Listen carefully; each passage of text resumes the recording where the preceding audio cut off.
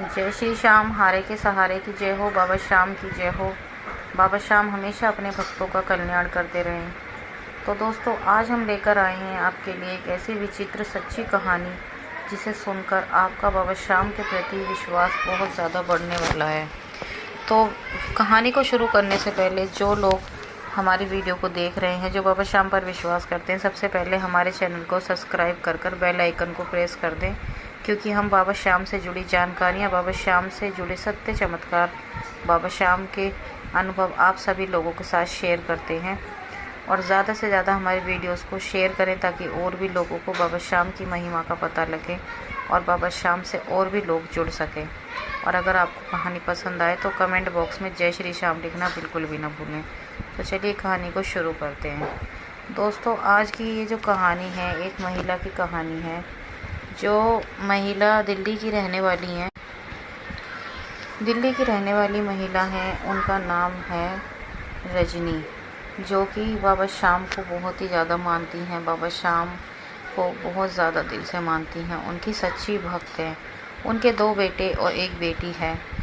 तो रजनी जी का थोड़ा मानसिक संतुलन ख़राब हो रहा है, क्योंकि उनके दिमाग में बहुत ज़्यादा टेंशनें हो रही हैं। बहुत ज़्यादा इस टाइम उनके दिमाग पर प्रेशर पड़ रहा है, क्योंकि जब उनकी शादी हुई, शादी के बाद उनके हस्बैंड ने कभी उनकी कदर नहीं करी। उनकी सास दिन रात उनके साथ लड़ाई झगड़ा करती थी, और साथ ही साथ उनके हस्बैंड भी उनको बहुत ज़्यादा मेंटली टॉर्चर करते थे, फिज़िकली भी टॉर्चर किया करते थे, जिसकी वजह से वो बहुत ज़्यादा टेंशन में रहा करती थी। जब उनके बच्चे हुए तो उन्हें लगा शायद मैं अपने बच्चों के लिए जी लूँ, शायद मेरे बच्चे मेरे को समझे। पर अब उनके बच्चे बड़े हो गए तो अब उनके बच्चे भी उन्हें नहीं समझते।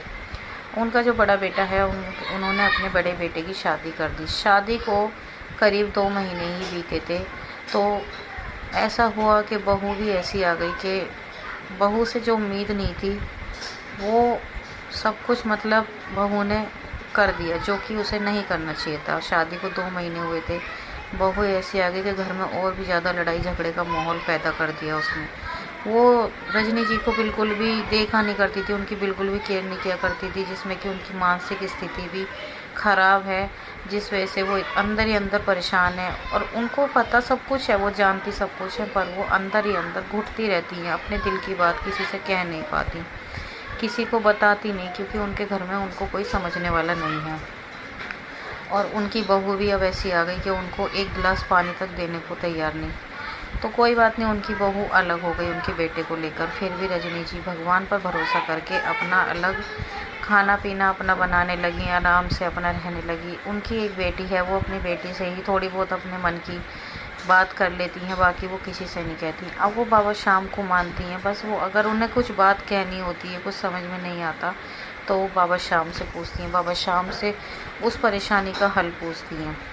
अब जब उन्होंने अपने बड़े बेटे की शादी कर दी, उसके करीब 2 से 3 साल बीत चुके थे। अब वो अपनी बेटी के लिए अच्छा रिश्ता तलाश करने लगी। 1 बेटी है उनकी, उन्होंने सोचा मेरी बेटी की अच्छे घर में शादी होगी, तो उन्होंने अपनी बेटी के लिए रिश्ता देखना शुरू कर दिया।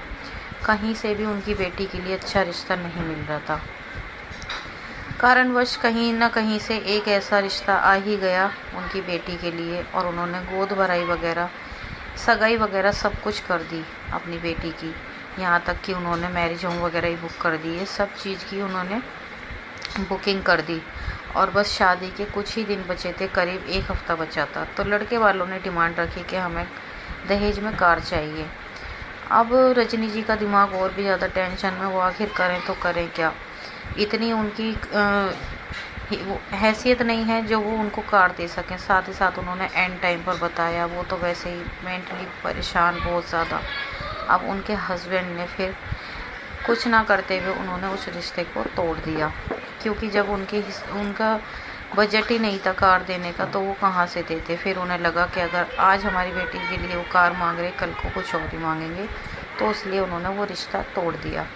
कोई बात नहीं, फिर से वो अपनी बेटी के लिए रिश्ता तलाश करने लगे, इधर उधर लड़के देखने लगे, पर कहीं से कोई हल नहीं निकल रहा था।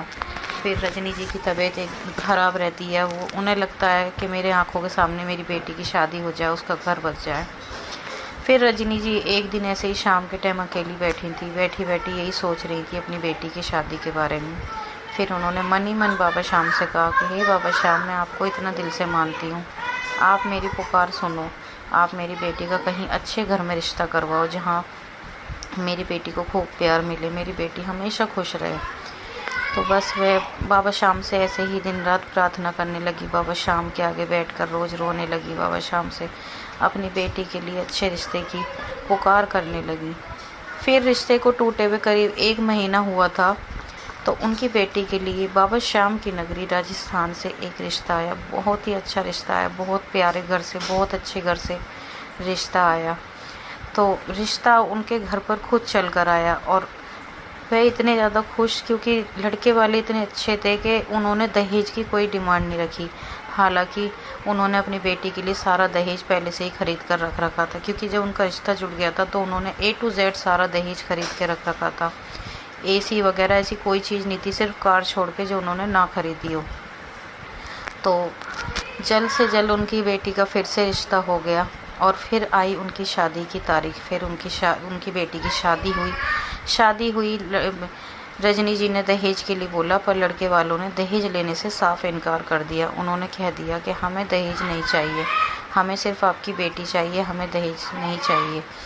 उन्होंने देखो 1 रुपये का दहेज भी नहीं लिया और उनकी बेटी की आज इतने अच्छे घर में शादी हुई हुई है, बहुत अच्छे घर में शादी हुई हुई है। और रजनी जी कहती हैं, मेरे बाबा श्याम की महिमा इतनी अपरंपार है कि जितना उनका गुणगान करा जाए उतना ही कम है। मेरी बेटी का कहीं से कोई रिश्ता नहीं हो रहा था, मैं रो रो कर परेशान थी, कहीं से कोई अच्छा रिश्ता नहीं आ रहा था। एक रिश्ता आया तो वो भी टूट गया।